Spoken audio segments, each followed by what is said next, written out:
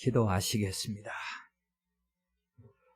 우리를 예배자로 세워주시고 하나님을 향한 기대와 소망을 가지고 베풀어 주신 은혜도 기억하면서 찬양드리고 기도할 때에 받아주셨으니 진심으로 감사합니다. 이제 더욱더 사모하는 심령으로 말씀 앞에 섭니다. 성령님, 충만한 은혜로 함께 하시옵소서.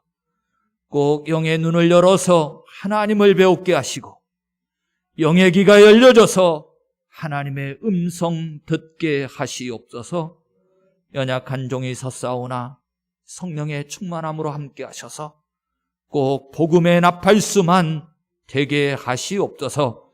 하오나 말씀하시는 분은 아버지 하나님이심을 인정하오며 우리 주 예수 그리스도의 이름으로 기도합니다. 아멘. 31장까지 왔습니다. 35절에 보시면 욥이 누구든지 나의 변명을 들어다오 그럽니다. 욥이 자신의 결백을 이제 주장하고 있는 건데요. 성경을 보니까 큰 틀 속에서 세 가지의 주제로 변명하는 것을 볼 수 있어요. 첫 번째로는 자기 자신의 경건한 삶을 말합니다. 간단히 정리하고 뒤에 좀 자세히 말씀드릴게요. 둘째는 이웃에 대해서도 나는 의로운 삶을 살았다, 이렇게 말씀을 하고요. 세 번째로는 하나님께 대해서도 나는 항상 하나님을 높이고 경외하는 삶을 살았다, 이렇게 말을 합니다. 그런데 욥이 왜 이런 삶을 살았는가 라고 하는 것을 성경을 통해서 확인해 보면서 이제 우리들도 욥과 같은 하나님의 자녀들이고 신앙인들이니까 영적인 교훈과 가르침을 삼는 건데요. 왜 그가 의롭고 어려운 이웃들을 돌아보고 하나님을 바라고 소망하면서 경외하는 삶을 살았는가? 그 이유가 뭐냐? 14절에 이렇게 말씀을 합니다. 하나님이 심판하실 때에 내가 무엇이라 대답하겠느냐? 그러는 거예요.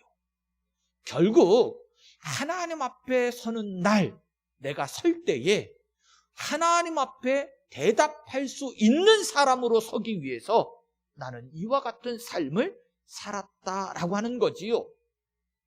자, 그렇다면 이게 이제 욥의 말이기 이전에 성경으로서 하나님께서 우리에게 주신 말씀이잖아요.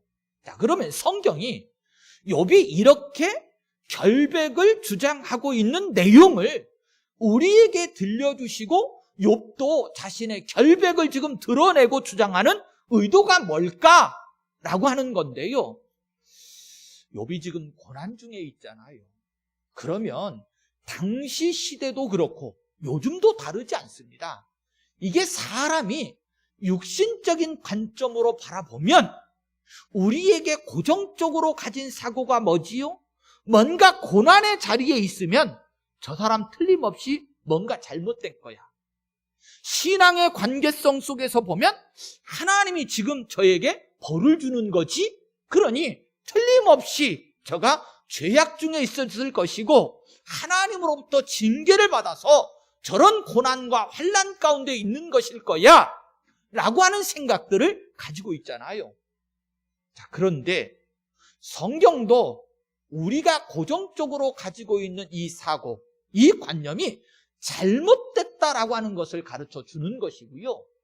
욥이라고 하는 이 사람도 자신의 결백을 통해서 내가 죄가 있어서 이런 고난을 받는 것이 아니고 오히려 욥과 성경의 증언을 통틀어서 보면 지금 욥이 환난당하고 고난당하고 있는 것은 하나님의 거룩하신 이름, 그 영예를 높여드리기 위해서 오히려 하나님의 영광을 돌리는 일에 쓰임받기 위해서 자기 자신은 오히려 고난 가운데 있다, 이렇게 말하고 있는 겁니다. 여러분, 성경에서는요, 이와 같이 믿음의 선진들, 이와 같은 믿음의 삶을 살았던 선진들도 많고요. 실제적으로 성경은 우리에게 증언하는 많은 증언들이 있습니다. 그런데 우리가 성경의 하나님의 말씀은 보거나 알지 못하고 깨달아 알지 못하고 우리의 고정관념 사고로 정지하고 심판하고 비난하는 경우들을 너무나도 많이 보아요. 아니요. 우리의 신앙의 모든 삶의 방향은 성경대로 하셔야 됩니다. 우리는 하나님의 사람들이잖아요.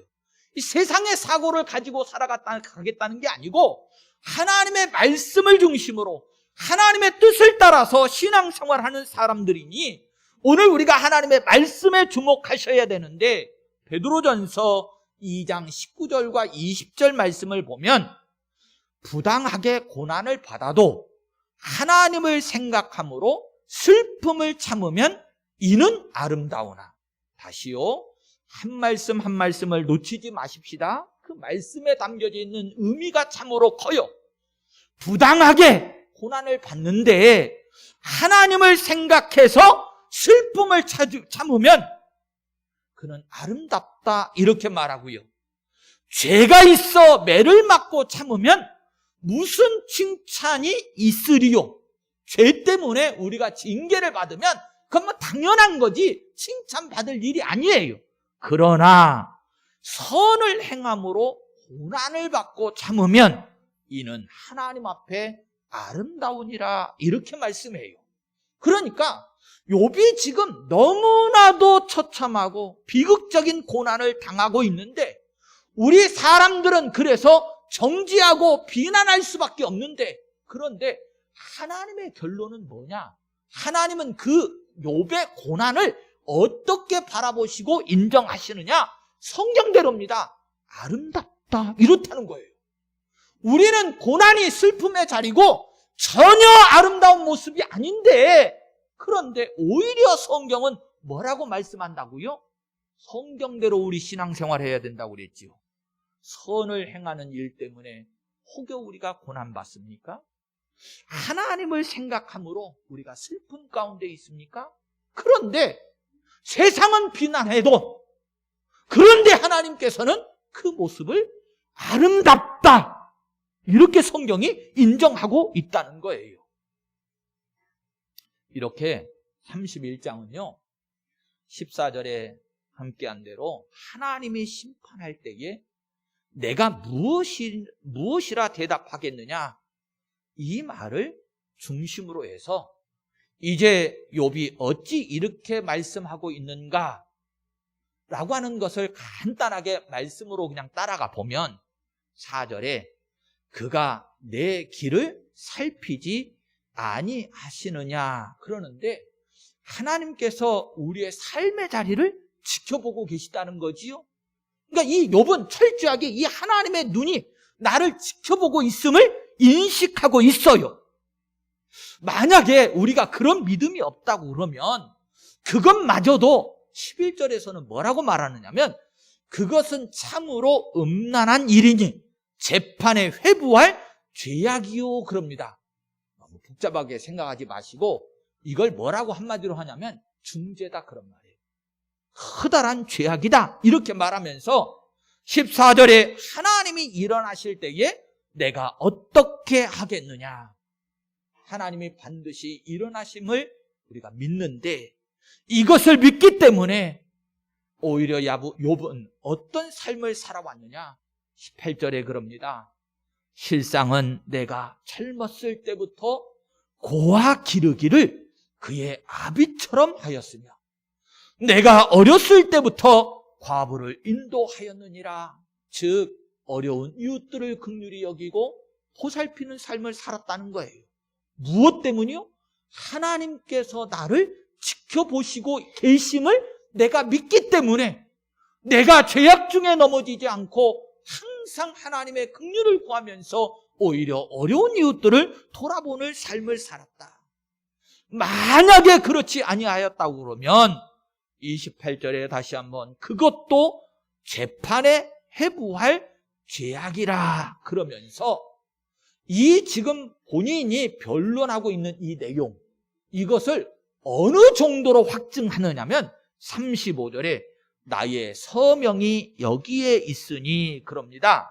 한마디로 내가 지금 말하고 있는 이것이 하나도 거짓됨이 없이 진실하다. 내가 서명해서 보증한다. 이렇게까지 말씀하고 있는 거예요.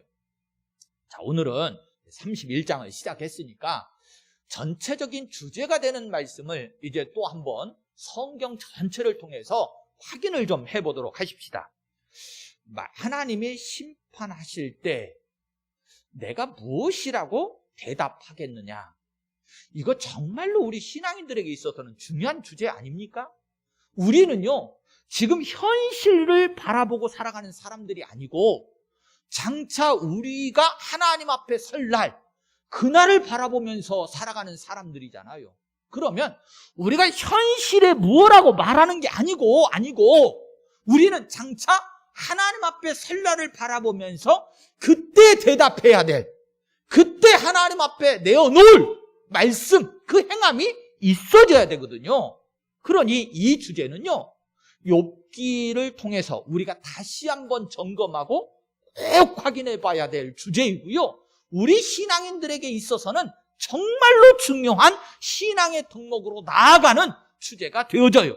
그러니 좀 더 자세히 살펴봐야 되겠지요. 자, 일단 이 31장은요, 40절에 가보시면 욥의 말이 그쳤다 그럽니다. 한마디로 욥이 마지막 말을 하고 있는 거예요. 우리가 이제 4장부터 계속 펼쳐져 온 내용이 뭐였지요? 친구들과 계속해서 욥이 변론하는 그런 내용들이었잖아요. 자, 그러면 이 말씀을 놓고 좀 생각을 해보고 싶었어요. 친구들은 어떤 역할을 했는가? 욥과는 도대체 어떤 면이 다른가? 이것도 교훈이 될 거거든요. 그러니까 우리가 욥이라고 하는 신앙의 사람을 통해서도 우리가 영적인 교훈과 가르침을 받지만, 그러나 꼭 좋은 것만 우리가 보고 배우는 건 아닙니다. 안 좋은 것을 통해서도 우리가 깨닫는 바가 있는 거잖아요. 그러니까 지금 욥기서 안에는 주요 등장인물들이 욥이라고 하는 사람과 친구들이었잖아요. 지금까지 그래 왔는데, 그러면 이 친구들이 욥기서에서의 역할이 뭐였고, 그리고 실제적으로 욥과 이 친구들은 어떤 모습이 달라서 우리가 되돌아보면서 교훈을 삼을 수 있는 것인가? 사실 사람을 그린다, 이것은요, 조심스럽기는 한데 그래도 이제 교훈이 좀 될 것 같아서 생각을 해보면, 여러분 실제적으로 우리 교회에도 화가가 계십니다만 그림을 그릴 때 인물화라는 게 있잖아요. 사람을 그림으로 삼는 이 화가 그림이 있는 건데, 저는 이제 그림에는 문외한이니까 잘 모릅니다만 기록을 보니까 그렇게 돼 있어요. 인물화를 그릴 때에도 그냥 겉모습만 어떻게 그리는 게 아니고 실제적으로 고귀한 작품이 되기 위해서는 사람에 대한 해부학적 지식이라고 그러죠. 사람의 이 겉모습만이 아니고 내적인 구조라다 이런 것들을 세밀하게 알았을 때에 정말로 작품다운 작품의 인물화를 그릴 수 있다는 거예요. 자, 우리가 이제 욥기서를 살펴보고 있는 것인데, 욥기서도 제가 항상 강조하는 게 있었는데, 그게 뭐였냐면 표면적으로 드러나고 있는 이 문자에만 초점을 맞추시면 안 되고 욥기서에 담겨져 있는 본래적인 내면의 의미를 우리가 살펴봐야 되는데, 여러분 성경은 항상 오늘 저와 여러분들에게 누구를 알려주기 위해서 기록된 책이지요? 예수님이라고 그랬잖아요. 성경의 초점은 예수님입니다. 성경 66권 예외 하나 없이 모든 성경의 중심은 예수님께 있는 것이고, 그러면 욥기도 성경이지요. 그러면 욥기가 성경 속에 들어와 있다라고 하는 이 말은, 욥기가 겉으로 보여지는 것은 뭔가 우리가 당하는 환난과 고난에 대한 답을 주고 있는 것 같지만, 아니 그 중심 내면 속에 들어가 보면 결과적으로는 우리에게 예수님을 알려주시고 예수님을 만나게 해주는 거거든요. 이걸 우리가 복음이라고 말하잖아요. 그러니까 욥기서에도 철저하게 그 내면의 중심은 무엇이 담겨져 있는 것이냐? 복음이 담겨져 있는 거예요. 자, 그러면 욥이라고 하는 이 사람도 결과적으로는 예수님의 그림자와 예표 역할을 하고 있는 것인데, 친구들과 이 욥을 그러면 비교해 가면서 성경이 말씀을 전개해 나갈 때 뭐가 다른 거냐? 그런 말이에요. 사실 욥의 신앙을 제가 여러분들 앞에 어떤 그림자와 예표로 소개를 할까 좀 고민을 해보다가 욥에게 있어서는 뭔가 생명력이 느껴졌어요. 사람답다라고 하는 것이 느껴졌어요. 왜 그러냐면 이 욥은요, 정말로 하나님을 향해서 찬양하기도 하고 그 아픔과 어려움 속에 있으면서 감사하기도 하고 철저하게 하나님의 주권을 인정하면서 본인이 이 땅에 올 때부터도 아무것도 가지지 않고, 그래서 옛날 성경에 적신으로 나왔다고 그러잖아요. 아무것도 가지고 나오지 않았는데 이렇게 하나님께서 나로 하여금 풍성한 은혜의 삶을 살게 하셨는데, 주신 이도 하나님이신데 걷어가시는 이도 하나님이신 것 맞지 않느냐? 그러면서 철저하게 하나님의 주권을 인정하거든요. 그런데요, 제가 욥이 뭔가 사람다운 생명력, 살아있는 것이 느껴진다고 그랬는데, 왜 그러냐면 욥이요, 이렇게 좋은 모습만 가지고 있어서가 아닙니다. 욥기서의 내면 면면이를 쭉 따라가 흘러가 보면 때로는 욥이요, 너무 아픔과 고통 속에 있으니까 어떻게 넘어지면서 손을 짚지 않을 수 있겠느냐, 이런 표현을 지난주에 썼는데, 여러분, 불평과 원망도 사실은 욥 안에는 담겨져 있어요. 그러면서도 욥은요, 넘어지지 않아요. 하나님을 부인하지 않아요.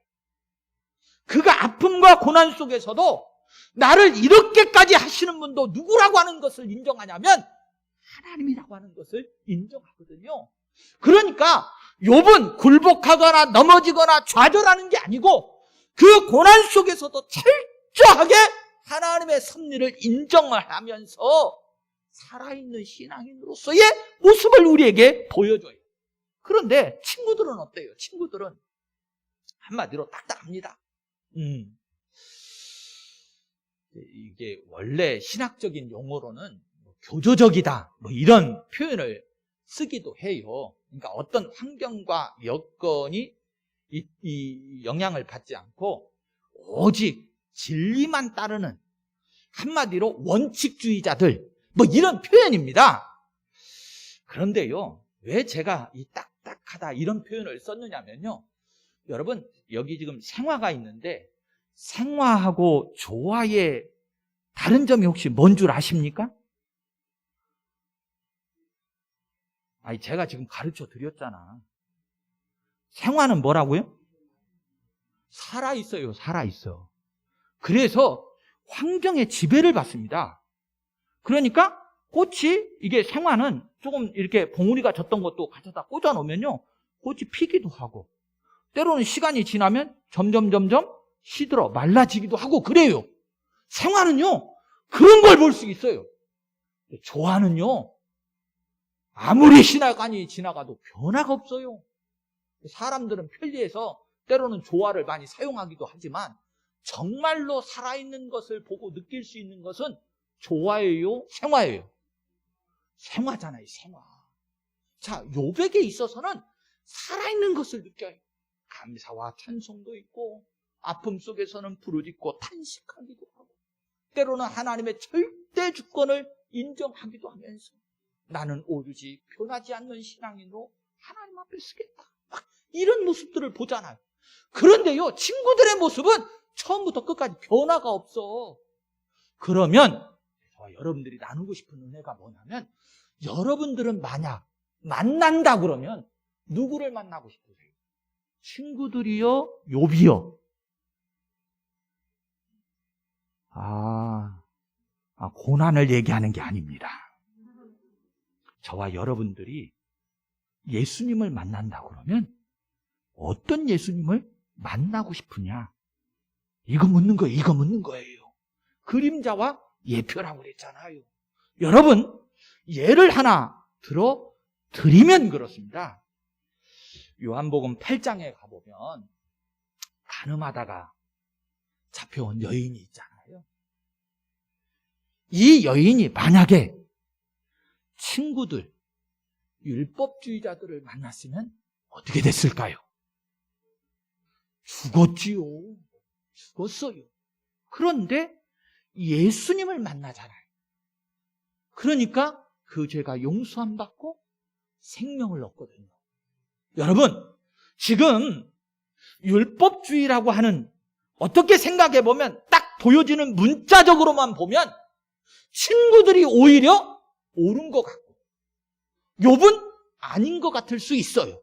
그런데 정말로 친구들과 이 욥이 다른 점을 들어보아라 그러면 생명이 있느냐 없느냐의 차이예요. 마치 조화와 생화의 차이인 것처럼 변하지 않는 것 같지만 그 속에는 생명이 없어요. 그런데 때로는 아파서 부르짖고 탄식하기도 하죠. 그러나 욥 속에는 뭐가 있어요? 생명이 있어요. 오늘 저와 여러분들도 보세요. 예수님의 모습을 보면, 예수님의 성경적인 기록을 보면 예수님이 다 거룩하고 깨끗하고 능력 있고 아픔도 슬픔도 없고 그런 율법주의와 같은 당시 시대의 바리새인이나 서기관이나 이런 사람들과 같았느냐? 아니에요. 여러분, 예수님이 우셨다는 기록을 찾아보지요. 예수님도 십자가에 아픔이 있을 때는 겟세마네 동산에 가서 어떻게 하죠? 부르짖고 간구하면서 할만하시거든. 이 잔을 내게서 지나가게 해달라고 기도하지만 그럼에도 불구하고 예수님은 철저하게 누구를 인정하지요? 하나님 아버지를 인정해요. 그래서 내 원대로 마시고 아버지의 뜻대로 하시라고 드리기도 해요. 여러분, 복음이라는 게 뭡니까? 복음이라고 하는 것과 율법이라고 하는 것의 차이점이 뭡니까? 다른 것 아니에요. 복음은 생명이 있어요. 그런데 율법은요, 고린도후서 3장 6절 말씀을 가보면 율법 조문은 죽이는 것이요 영은 살리는 것이나 이렇게 말씀하고 있는 것처럼 율법은 생명이 없다, 그런 말이에요. 자, 그러면 이런 의미 속에서 욥기라고 하는 성경을 대하는 이 현대에 있는 우리는 과연 어떤 의미가 담겨져 있는가, 이 부분을 조금 더 정리를 해봐 드릴게요. 첫째로는 구원관입니다. 구원. 앞에서도 말씀을 드렸습니다만 새 친구는요, 율법이라고 하는 잣대를 가지고 계속해서 정죄하는 자들만으로 등장을 합니다. 예를 좀 하나 드려드리고 싶어요. 여러분, 예수님의 비유 가운데 우리가 일명 말하는 탕자의 비유라는 게 있잖아요. 사실은요, 이게 탕자라고 하는 이름이 붙어가지고 그런데 잘못 붙은 거예요. 잃어버린 아들을 되찾는 비유가 맞는 거거든요. 이게 탕자, 사람한테 초점을 맞춘 게 아니고 사실은 아버지를 통해서 하나님의 긍휼하심에 초점을 맞춰야 되는 게 맞는데, 이 탕자의 비유 속에 보면 이제 형도 등장을 하지요. 그런데 이 탕자가 어쨌든 탕자가 돌아왔을 때 아버지는 어떤 반응을 보이지요? 잃어버렸던 아들을, 죽었던 아들을 내가 되찾았다고 너무나도 기뻐하면서, 여러분, 탕자가 아버지 재산 가지고 나아가서 탕진하고 잘못되고 죄짓고 살고 실패하고 그런 모습을 보는 게 아니고, 아버지는 어떤 모습을 보냐면 잃어버렸다 찾았다는 거예요. 죽었다가 내가 다시 살린 아들을 얻었다는 거예요. 그러면서 기뻐하고 감격해서 잔치를 배설해요. 근데 형은 입이 이만큼이나 나와가지고 뭐라고 그럽니까? 저 나쁜 놈의 새끼, 아버지 재산 가지고 가서 다 팔아먹고 잃어버리고 허랑방탕하다 돌아왔는데 뭐가 좋다고 저 아들을 받아주냐고 지적을 하잖아요. 엄청난 차이죠. 구원관에는 이렇게 엄청난 차이가 있는 거예요.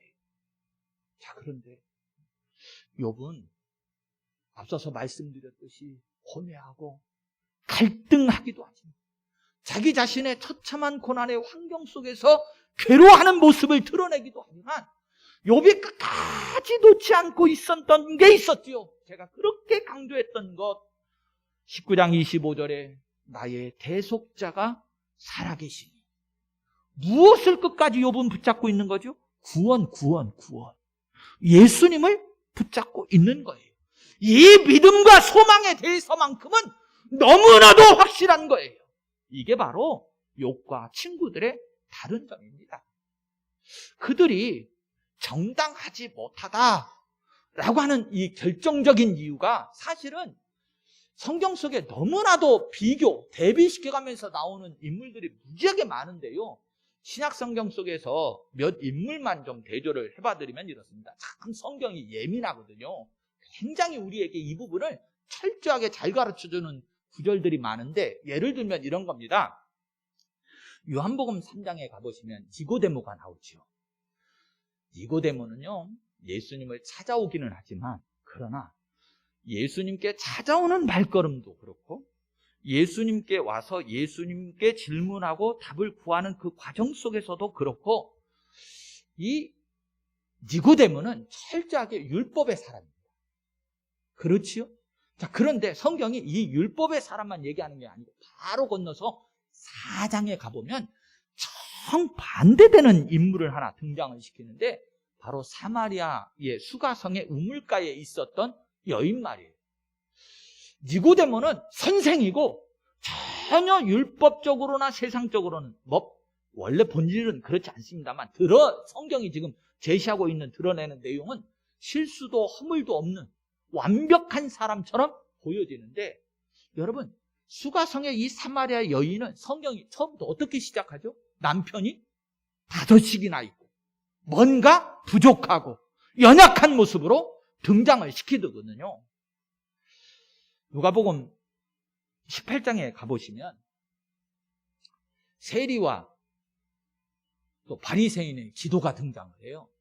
그런데 이때 바리새인의 글을 하나 읽어드리면, 자기는 의롭다고 믿고 다른 사람을 멸시하는 자로 등장을 합니다. 여기서도 역시 바리새인이라고 하는 사람, 완벽주의자 같은 사람, 또 세리라고 하는 죄인, 이렇게 대비를 시켜서 등장을 시키죠. 그러니까 결국 예수님 중심으로만 보아도 예수님 중심에 항상 주변에 있었던 사람들은 연약하고, 우리 표현대로 하면 좀 민초와 같은 사람들이 항상 있었고요. 반대로 조금 그것을 벗어나면 항상 배척하고 박해하는 자들이 등장을 하게 됩니다. 바리새인들 겉으로 보기에는 경건의 모양은 있어 보이잖아요. 그런데 여러분, 예수님께서 우리가 보기에 연약한 자, 우리가 보기에 죄인된 자들을 저주하십니까? 아니면 겉은 화려하고 뭔가 경건의 모양이 있는 자들처럼 보여지는 이들을 정죄하십니까? 화 있을진저 겉과 속이 다른, 안에는 썩은 시신이 있는데 겉은 회칠한 무덤과 같습니다. 오히려 연약하고 죄인된 이들에게는 찾아가셔서 그들을 긍휼히 여겨주시고 치료하시고 회복시켜주시는 모습들을 보게 됩니다. 마태복음 21장 31절 말씀을 하나 읽어드리면 그래요. 지금 대비되고 있는 이 둘을 좀 생각해 보시면서, 그들 중에 누가 아버지의 뜻대로 하였느냐? 이르되 둘째 아들이니이다. 예수께서 그들에게 이르시되 내가 진실로 너희에게 이르노니 세리들과 창녀들이 너희보다 먼저 하나님 나라에 들어가리라, 이렇게 말씀을 합니다. 욥기서를 살펴보면서 오늘 누가 과연 하나님 앞에 의롭다함을 받을 것인가, 이 부분이 그렇게 고민이 됐어요. 성도 여러분, 저나 여러분들의 신앙의 목적지가 어디죠? 오늘 욥기서의 주제처럼 심판대에 서는 겁니다. 심판주로 오시는 예수님 앞에 서는 거예요.